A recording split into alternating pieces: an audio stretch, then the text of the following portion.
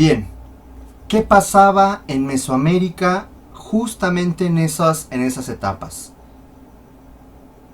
Aquí tenemos esta tablita que nos va a ayudar un poco a entender qué está pasando acá, y luego pasamos ya a una cronología y una serie de especificaciones de esas tres etapas del preclásico. Primero, pues tenemos que San Lorenzo como... ahí siempre hay como una disputa entre cuál es la primera ciudad propiamente olmeca, La Venta o San Lorenzo. Ahorita pasamos hacia eso. Tenemos a San Lorenzo y La Venta justamente en el 1200, que coincide con este apogeo egipcio y el inicio de Asiria en el año 1000, ahí con el templo de Salomón, si se acuerdan, hecho por los hebreos. Bueno, pues en torno al año 1000 o al año 900 antes de Cristo, en La Venta se nace el primer edificio de tipo piramidal. Tenemos el nacimiento de otros asentamientos como Monte Albán o Tikal en la zona maya y Monte Albán en la zona de Oaxaca, que van a coincidir con el nacimiento de Roma y con la decadencia asiria y el auge neobabilónico.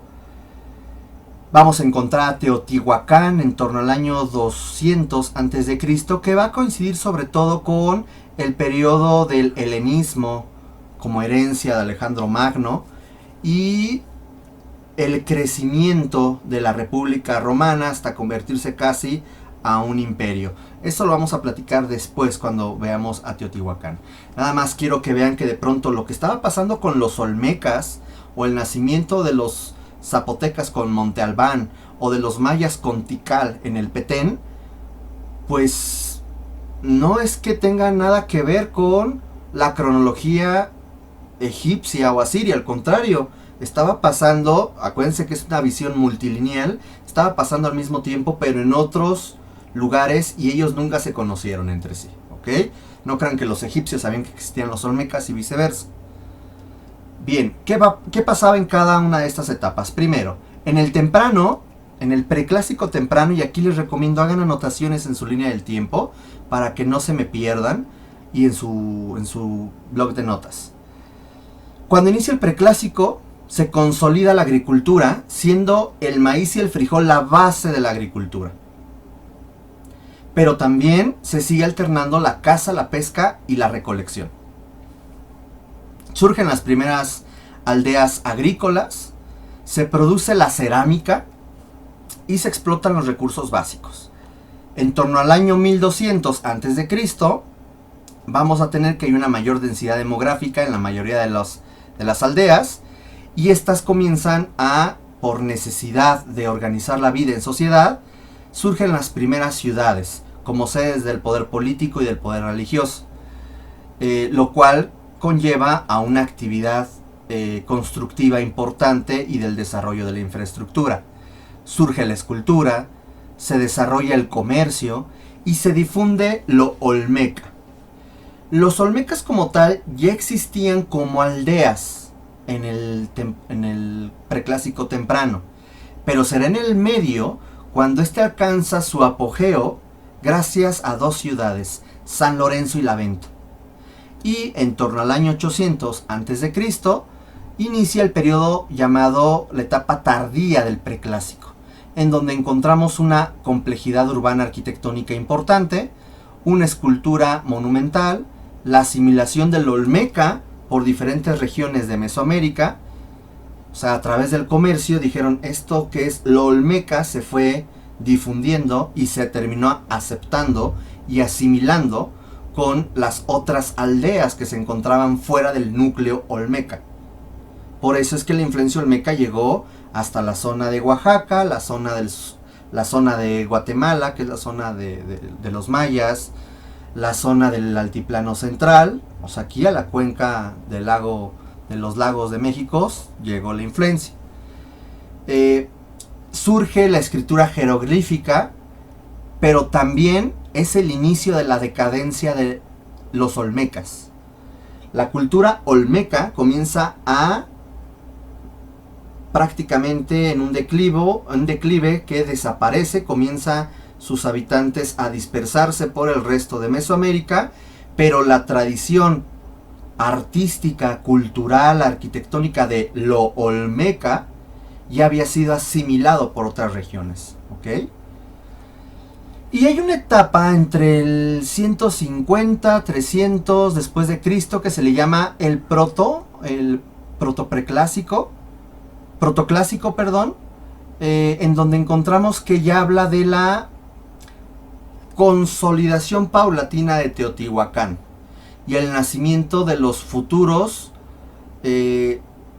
complejos ceremoniales que veremos en el clásico, específicamente Teotihuacán, ¿ok? Entonces vean cómo de pronto es en el preclásico medio cuando comienza el difusionismo de la cultura olmeca hacia el resto de Mesoamérica, ¿ok? Y ya para después del 800 a.C. se había aceptado esta difusión cultural de lo olmeca. ¿Hacia dónde? Aquí tenemos, quiero que vean esta línea del tiempo, se las di para que por favor la usen y hagan anotaciones. Si no, no les va a servir. Aquí tenemos las diferentes regiones. Bueno, aquí ya se divide en región sur, central y norte. Ahorita no nos confundamos con eso, luego lo veremos. Y aquí están los diferentes horizontes culturales. Vaya. ¿Ok? Aquí tenemos los olmecas con San Lorenzo, La Venta y Tres Zapotes, que son las tres ciudades más importantes de los olmecas. Y cómo difunden lo olmeca hacia el altiplano central, el occidente, hacia Oaxaca y hacia la parte sur y central de la región maya. ¿Ok? Los olmecas se le conoce, es un término mexica que se le conoce a la gente que habita la región de Veracruz y Tabasco, conocido como el núcleo olmeca. Y es importante señalar que eran ciudades-estado. ¿Qué significa una ciudad-estado? Son asentamientos urbanos que tienen una identidad cultural y social entre sí, pero tiene una forma de gobierno y una especificación religiosa que a veces puede ser que no exista o a veces tenían quizás un dios tutor que hacía que éstas fueran autónomas entre sí. Por lo tanto, la idea de un reino o de un imperio no existía.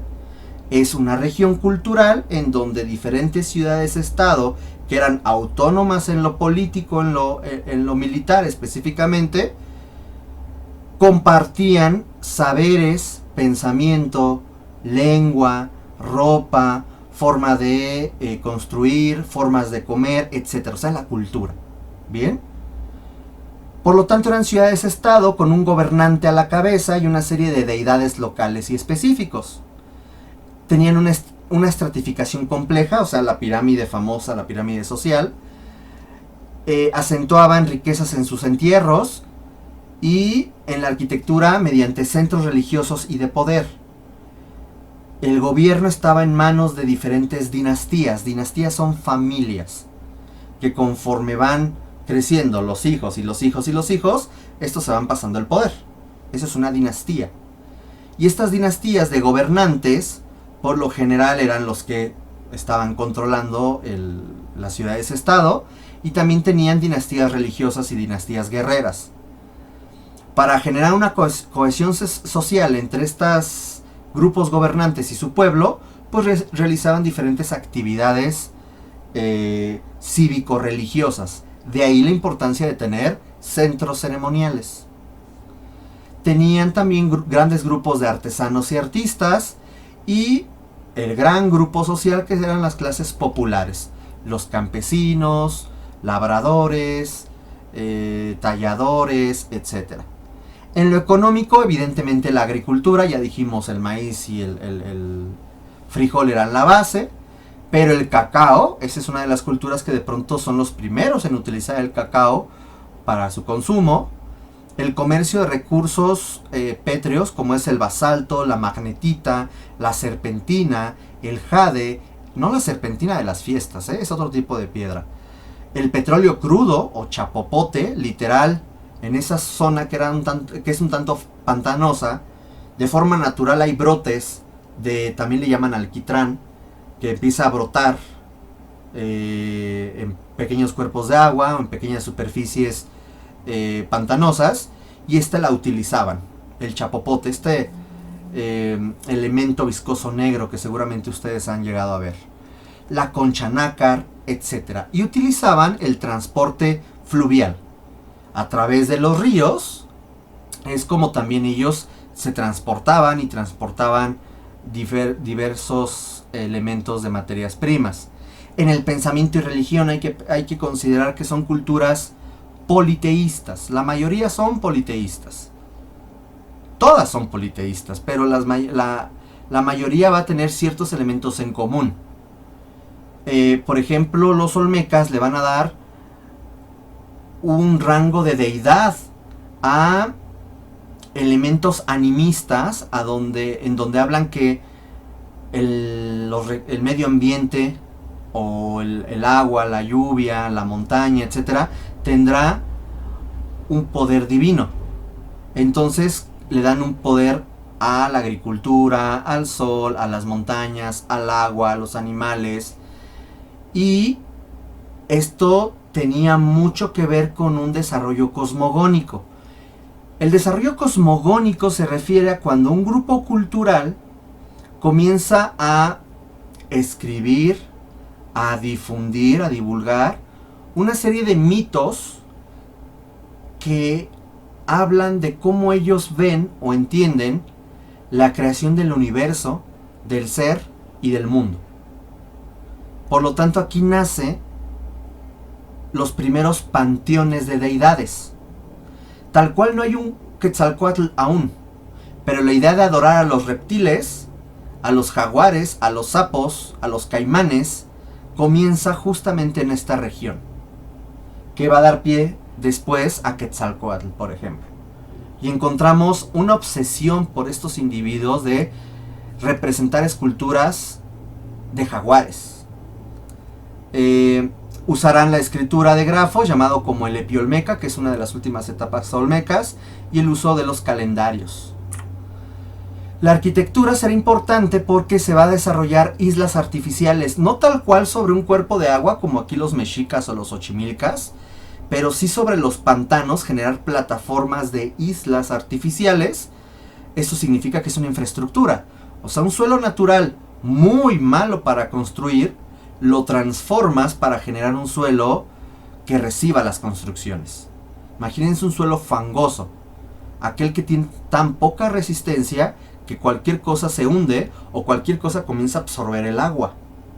Imagínense esas condiciones, ¿vale? Luego, será importante el uso en su arquitectura de piedra, pero también de arcilla. Y aquí es importante que pensemos algo. Si yo tengo un suelo pantanoso, muy húmedo, y pongo arriba un elemento de arcilla, ¿qué va a pasar con la arcilla? Absorbe el agua y desaparece. De ahí el gran problema de los sitios arqueológicos olmecas. Surge la idea de las pirámides, de los centros ceremoniales, del juego de pelota y las primeras propuestas de casa-patio.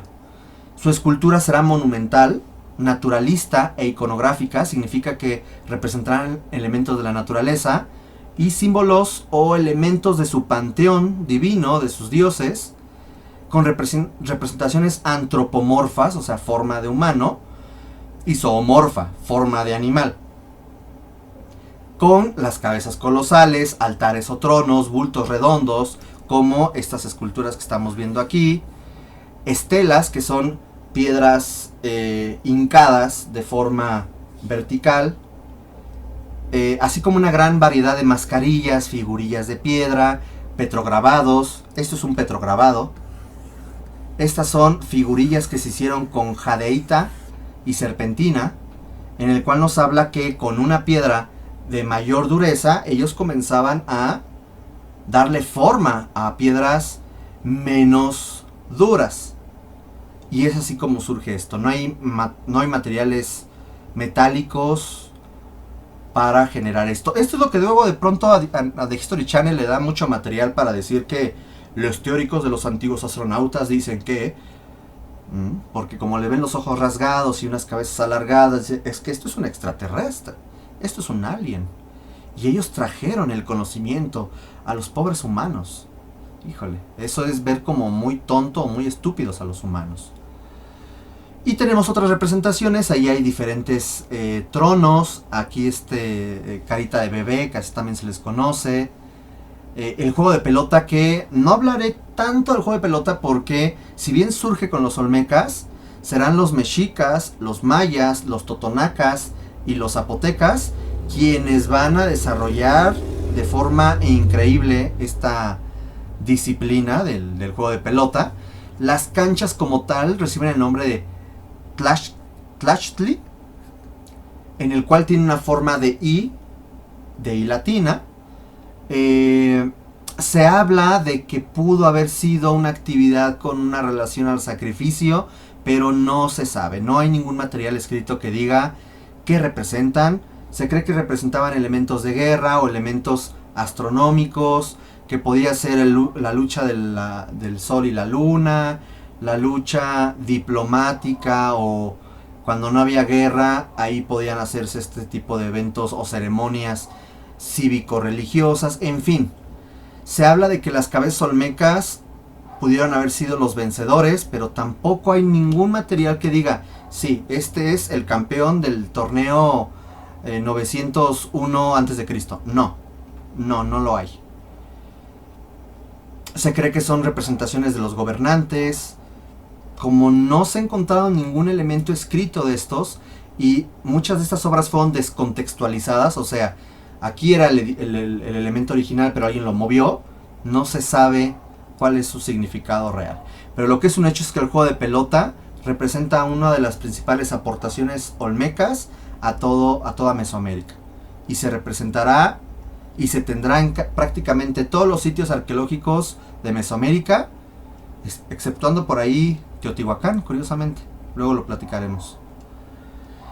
Este es el núcleo olmeca, en el cual vamos a encontrar 4 ciudades importantes. En orden, tenemos La Venta, San Lorenzo, Tres Zapotes y Laguna de Cerros, junto con otros asentamientos más pequeños. Ahí están en amarillo, pero podemos ver que hay, por ejemplo, el caso de San Lorenzo, que si bien como tal fue la primera en que se podría llamar ciudad en el año 1200 a.C., este complejo de San Lorenzo, que estaba sobre una especie de islote artificial, estaba conurbado con otros 2 asentamientos. Tenochtitlan, no Tenochtitlan, acá la Ciudad de México es Tenochtitlan, se llama de hecho San Lorenzo Tenochtitlan, y Potrero Nuevo. O sea, son como 3 núcleos urbanos que de pronto, humanos que de pronto se unificaron en una especie de complejo urbano. Sin embargo, La Venta es el primer asentamiento en el 1200, aunque tuvo un auge en el año 900 a.C., la primera ciudad en ser planificada y trazada, en donde hay una clara idea de planificación urbana. ¿Ok? Aquí está Tres Zapotes y Laguna de Cerros. Quiero que vean cómo donde hay colores más claros es porque hay montañas. Aquí están los montes de los Tuxtlas. Y ya, no hay más cerros. Todo lo demás es llanura y es muy pantanoso. Está aquí el río Coatzacoalcos, por ejemplo. Y esto genera que el suelo sea de muy poca resistencia. Hay que considerar eso. El aspecto urbano, por ejemplo, pues la desecación de tierras pantanosas, que va a ser algo muy, muy importante, quitarle agua al suelo, el desarrollo de complejos dispersos sobre islas artificiales, La Venta como la primera ciudad planificada, y el empleo de ejes rectores como traza y la relación plaza-pirámide, es algo que se comienza a observar. Ahí está el complejo de San Lorenzo, se fijan, está todo disperso. Las ciudades son San Lorenzo, La Venta y Tres Zapotes. Las tipologías arquitectónicas, recintos ceremoniales con edificios troncopiramidales, plazas, plataformas, palacios, las acrópolis, que ya dijimos que es la construcción de un complejo y encima de ese complejo otra vez se amplía el complejo y se vuelve a ampliar el complejo hasta que se hace una torta. Eso es una acrópolis. Se desarrollan recintos residenciales como caseríos y aldeas en torno a los recintos ceremoniales. Vamos a pasarnos a esto por tiempo.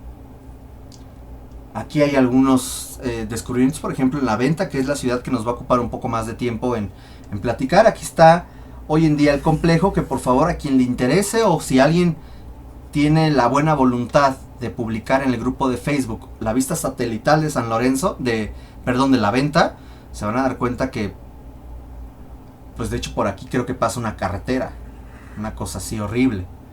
Entonces prácticamente todo está o ha desaparecido o quedan vestigios muy pequeños, muy escasos, y esto es de lo poco que queda, por lo menos satelitalmente claro, ¿ok? Se fijan, son varios complejos, eso es importante. Al analizar un sitio arqueológico tenemos que identificar que hay complejos. ¿Qué es un complejo? El agrupamiento de varios edificios y plazas que tienen una función específica, ¿ok? Nos va a interesar el complejo A y el complejo C, pero vean cómo hay un montón de complejos en donde podemos ver que hay un claro eje norte-sur y una serie de espacios que se van acomodando o siguiendo este eje norte-sur, ¿ok? Y aquí está, complejo A y el complejo C. El complejo A, se fijan, tiene diferentes colores y cada color representa cada fase. Podemos ver que además esto es el resultado de muchas etapas de construcción. No es que dijeras del año 100 del año 1000 al año 900, ahí está toda mi construcción. No. Las ciudades son el resultado de ampliaciones sucesivas a lo largo de un gran periodo de tiempo. Las ciudades casi siempre estaban en obras, ¿ok? Entonces ahí podemos ver un claro eje que organiza los diferentes espacios, generándonos, por ejemplo, accesos acodados por aquí, como de pronto hay una axialidad y te genera estas vestibulaciones o articulaciones que hace que la gente se tenga que conducir hacia los lados. No hay tal cual como una calzada, sino son accesos laterales o acodados. Se alcanza a ver aquí una relación de plaza pirámide, o sea, la relación que hay de la masa del edificio troncopiramidal, del basamento, y la relación del vacío que genera la plaza. Esta es el primer edificio piramidal de Mesoamérica, que en sí es un basamento troncocónico, en el cual podemos observar que existen los vestigios de una plataforma. Se encuentra por aquí los vestigios de lo que posiblemente sean unas escalinatas, y arriba seguramente había un templo, ¿ok? El problema es que todo esta viene a representar una montaña sagrada. Ustedes ya leyeron el texto de Cerros Sagrados, y esto representa un axis mundi, la relación del cielo, el inframundo y los puntos, los rumbos terrenales, ¿ok? Para ellos el cerro será muy sagrado dentro de su cosmovisión. La idea de la representación de estos puntos sagrados en donde la naturaleza y específicamente las montañas tienen ese valor.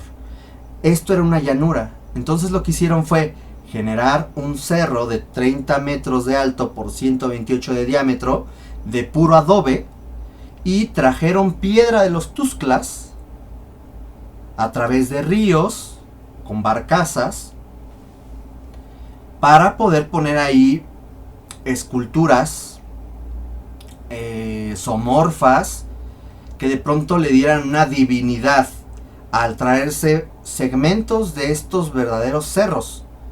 Y como tal aquí surge la primera idea de una pirámide o de un basamento troncocónico, en este caso, porque es como un cono. Bien. Y así vamos a tener que entonces surge, al día de hoy, ahí está, es este montículo, y se ha encontrado una serie de ofrendas en todo el conjunto. Como ya está fallando aquí mi mouse, no sé por qué me choca, pero bueno. Se encontraron un montón de artefactos en todo el conjunto A y el complejo C, en donde podemos encontrar esculturas, estelas, vasijas, figurillas, etcétera, que nos habla de la gran importancia religiosa de este centro ceremonial, donde se realizaban las actividades cívico-religiosas para generar la cohesión entre habitantes y los gobernantes. ¿Okay? Podemos encontrar este estrato muy interesante, que es la ofrenda 1 en la venta, en donde vean cómo aquí hay un pequeño montículo con estas piedras de basalto que se traían de los Tuzlas. Podemos ver cómo hay diferentes etapas de adobe con diferentes tipos de suelo, que se ve que es paso del tiempo. Aquí vemos algunos elementos de serpentina y vemos bien curioso cómo aquí había un montón de arcilla, unos muros de arcilla y abajo una plataforma sucesiva de piedras de serpentina, las cuales nadie veía. Aquí estamos hablando de una antigua representación de un Axis Mundi. Aquí vemos cómo esto tenía un valor y arriba le ponen la idea del cerro. Ok. Vemos, y por aquí hay un ejemplo de serpentina. Más que lo pasé muy rápido esto. Ese es un suelo de serpentina. Así es como se ve el sitio. Un montón de piedras, algunas cabezas. Aquí vean, por ejemplo, tres zapotes como pues son grupos o complejos donde hay montículos. Puros montículos. Es importante señalar que los olmecas, la importancia de los olmecas se dio a partir del comercio. Vean cómo se fue distribuyendo del núcleo hacia el resto de Mesoamérica, llegando a la parte sur de lo que sería la región maya, a lo que sería Monte Albán, Oaxaca, a lo que sería el altiplano central, y encontrando influencias en asentamientos como Tlatilco, Cuicuilco, Chalcancingo, Monte Albán. Estos se encuentran en el altiplano central, Monte Albán en Oaxaca, y Izapa, Abaj Tacalic y Copán. Bueno, Copán es el más lejano, hasta Honduras. O sea, la influencia olmeca llegó, compañeras y compañeros, hasta Honduras. Tenemos la influencia de Izapa y Abaj Tacalic en lo que es la parte sur de Guatemala. ¿Qué se comerciaba? Aquí tenemos diferentes cosas, por ejemplo la obsidiana verde, la serpentina acá y acá, la magnetita y la hematita, y hacia las costas, por ejemplo aquí en Tabasco, la almeja nacarada y el caparucho de tortuga, o sea el caparazón, y aquí la madreperla y la ostra espinosa. Estos núcleos comerciales, pues justamente la región olmeca los aprovechaba para intercambiar estos recursos que necesitaba y hacerse. Aquí por ejemplo tenemos la obsidiana verde, la hematita, la serpentina, la hematita que tenía pues una propiedad de imán, la madreperla, la almeja nacarada, que son elementos que ellos van a requerir, y entonces intercambian recursos y a través del comercio se da el difusionismo cultural. ¿Ok? Para ir concluyendo. Ok, allá están los olmecas, ahí están las ideas de sus cerros sagrados, pero a través del comercio y el peregrinaje es como lo olmeca se va a difundir por Mesoamérica. Nos vamos a ir a un caso específico, al altiplano central, la cuenca de México, o sea, esta parte que es Estado de México, Morelos, Ciudad de México, Puebla, Tlaxcala, y encontramos varios asentamientos de influencia olmeca. ¿Como cuáles? Por mencionar algunos, tenemos Atlalilco, que tiene una importancia cerámica en la cuenca de México. Tenemos a Tlapacoya con Zoapilco, que tienen una importancia en la producción también cerámica, pero son las primeras en mostrar estructuras ceremoniales en la cuenca de México. Esa es la importancia específica de Tlapacoya, Estado de México. Está cerca de Chalco al día de hoy. Se encuentra sobre un cerro llamado el Cerro del Elefante. Si alguien ve por allá, bueno, pues ahí es donde surgieron, por lo menos aquí en la cuenca, la primera estructura ceremonial. Encontramos otros como Ticomán y Zacatenco, que les ha de sonar para la gente que vive en la Gustavo Madero o en la zona norte, en Cuautepec, etc. Santa Isabel Tola también es otro de los sitios antiguos. Cuicuilco, que era uno de los principales centros que llegó a tener hasta 22,000 habitantes, hasta que hizo erupción un volcán y adiós. También tenemos por aquí Teotihuacán, pero Teotihuacán era un pueblo bicicletero todavía, ¿no? Entonces, bueno, ni bicicletero porque no conocían la rueda. Un pueblillo, ¿ok? Y también tenemos Chalcancingo, que es ese sitio que ustedes leyeron en la lectura, que fue un sitio olmeca, que además tenía rasgos iconográficos en sus petrograbados muy importantes y que da pie a que se considere que este sitio era un lugar de peregrinaje. Entonces significa que muchos olmecas de Tabasco y del sur de Veracruz venían hasta Chalcancingo para actividades religiosas, ¿ok? Y otros asentamientos más.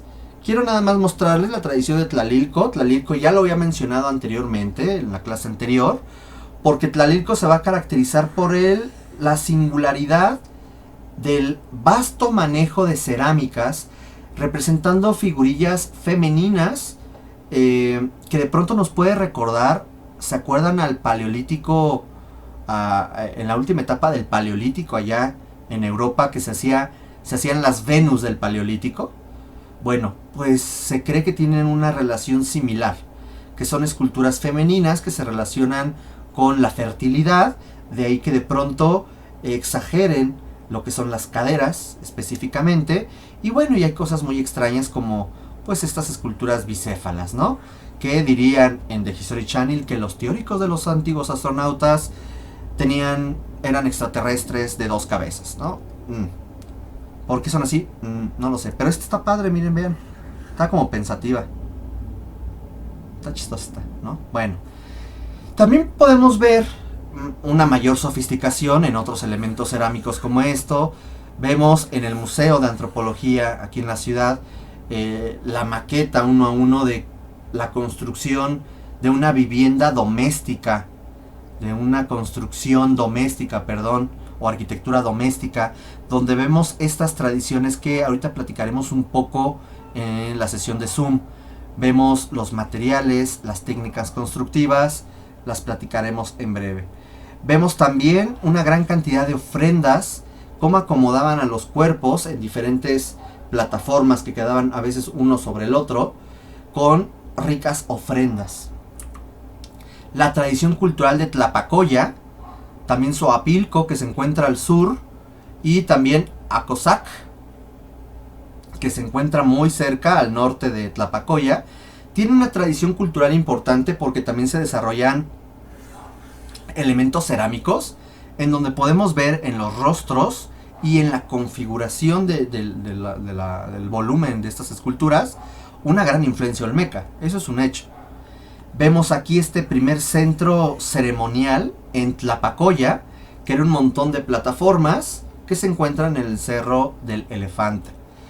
En la parte norte, no recuerdo cómo se llama el cerro, se encuentra Acosac, en donde encontramos plataformas, un conjunto palaciego y una de las primeras representaciones de una pirámide de planta circular.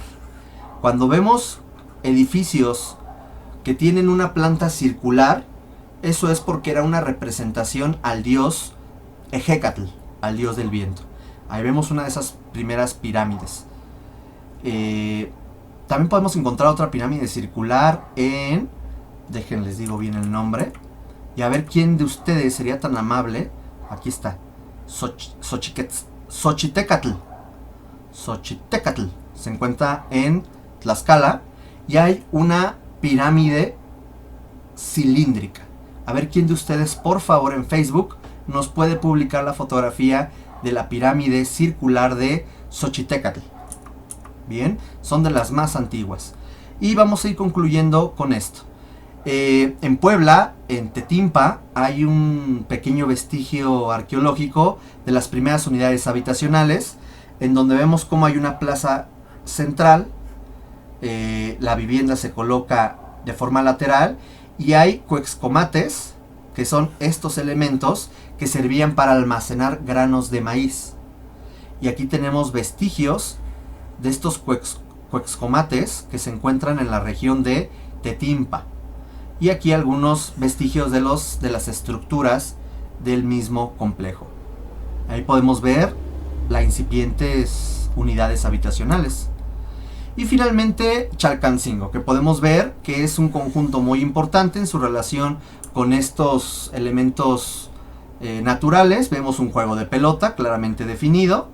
Vemos una plaza pirámide, encontrando aquí la pirámide con una planta parcialmente curva y unos complejos, un complejo delimitado por unas plataformas. Aquí hay otro basamento y la relación específica que tiene con una gran cantidad de petrograbados, esculturas que se hacen bajo relieves y bajos relieves, porque realmente no son altos relieves, que se hacen sobre las piedras en todo el ancho de Chalcancingo, ¿ok? Encontrando estos petrograbados y la increíble relación natural que se da con el paisaje, una integración física. Se apropian de esta relación de los elementos naturales al desarrollo arquitectónico que estaremos viendo en clases subsecuentes. Les agradezco, compañeras y compañeros, cuídense y nos vemos en un rato por Zoom. Adiós.